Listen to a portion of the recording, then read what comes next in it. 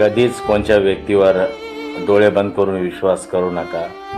असं करणार तर सगळ्यात पहिलं तो व्यक्ती तुमचे डोळे उघडणार ज्याच्यावर तुम्ही विश्वास केला.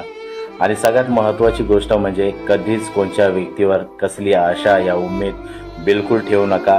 याने काय होणार, तुम्ही निराश होणार, दुःखी होणार आणि मग तुम्ही बोलणार यार त्यांनी माझं मन तोडलं आणि त्यांनी माझ्यासोबत असं केलं, त्यांनी माझं काम नाही केलं.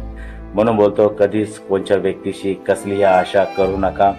आणि सगळ्यात मोठी गोष्ट, कधी कोणावर जास्त प्रेम करू नका. कधी कोणाला आपली जान बनवू नका, नाहीतर ती जान तुमची जान घेणार, याने तुमचा जीव घेणार. म्हणून सगळ्या गोष्टी लिमिटमध्ये ठेवा.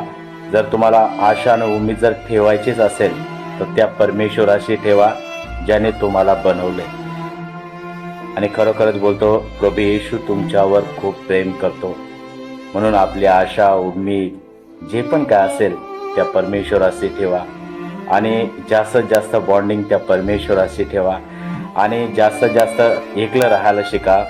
आणि आपल्यामध्ये काय आहे ते शोधा, इतरांमध्ये काय शोधू नका. आणि मला तर एक गोष्ट शिकायला भेटली, खरंच बोलतो, मनुष्याच्या पुढे हात फैलवण्यापेक्षा परमेश्वराच्या पुढे हात फैला.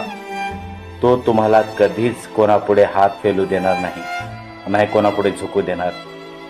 कितीही वाईट परिस्थिती आली, काही आली तर खरंच बोलतो, कधीच कोणाला काहीच मागू नका. काही जर तुम्ही मागितलं तर तुम्ही त्याचे गुलाम बनणार. आणि तो चार लोकांना सांगणार की मी याची मदत केली.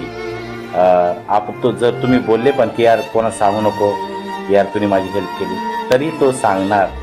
कारण त्याला मोठेपणा पाहिजे असतं की बाबा मी लोकांची मदत केली. आणि बघा, एक गोष्ट सांगतो, परमेश्वराला सर्वांचं मन माहीत आहे. जर तुम्ही चांगले कामं करतात तर कोणाला सांगायची बिलकुल जरूरत नाही. आणि जास्तीत जास्त तुमचे कामं परमेश्वर बघतो. जर तुम्ही चांगलं पेरणार तर चांगलं उगवणार. कर्म चांगले करा पण सांगायची जरूरत नाही. आणि परमेश्वर त्याचं प्रतिफल नक्की तुम्हाला देणार. आणि कोणाशीच कसला राग काहीच ठेवू नका, बिलकुल नाही. आणि मी तर बोलतो, आत्ताही तुम्हाला बोलतो, कोणाशीही आशा वगैरे बिलकुल ठेवू नका. बिलकुल नाही म्हणजे बिलकुल नाही. जर खरं सांगतो, तुम्हाला जर परमेश्वराशी प्रेम झालं ना तर तुम्हाला कधीच कोणत्या व्यक्तीची गरज पडणार. कारण परमेश्वर एवढा चांगला आहे. आणि परमेश्वरासारखं कोणी नाही.